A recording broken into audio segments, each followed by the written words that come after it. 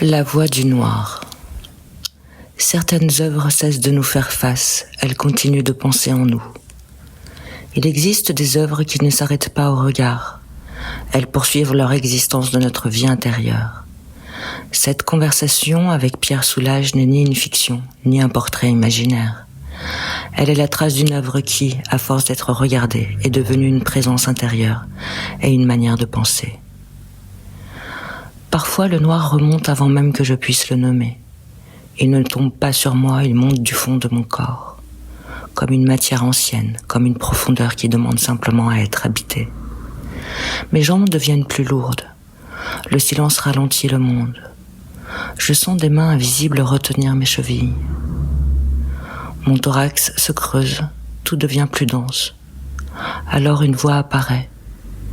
Je reconnais peu à peu celle de Pierre Soulages, ou peut-être celle de son œuvre.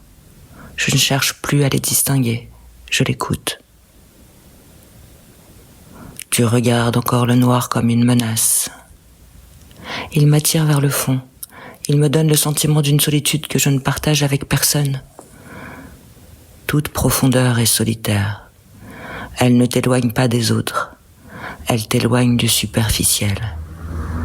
Je vois trop les détails, les tensions, les silences, les fissures derrière les façades.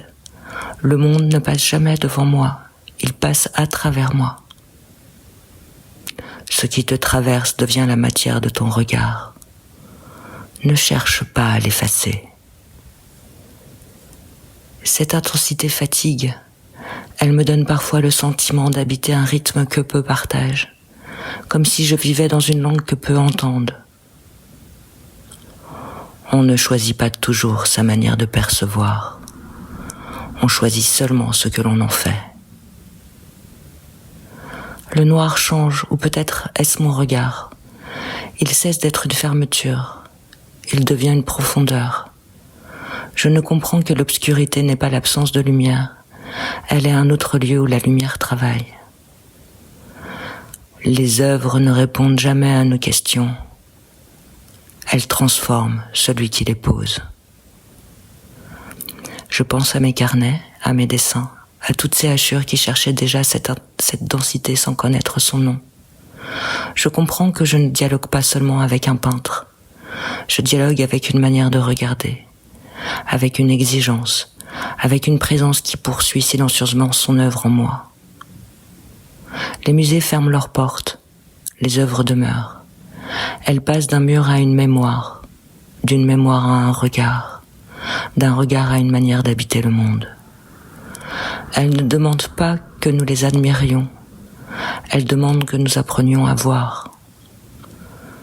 Je crois que les œuvres les plus profondes ne cherchent jamais à être comprises.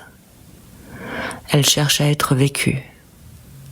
Elles deviennent une respiration, une manière de recevoir la lumière, d'accueillir le silence, de traverser la solitude. Elles poursuivent leur travail bien après notre départ. Lorsque le noir revient désormais, je ne cherche plus à le repousser.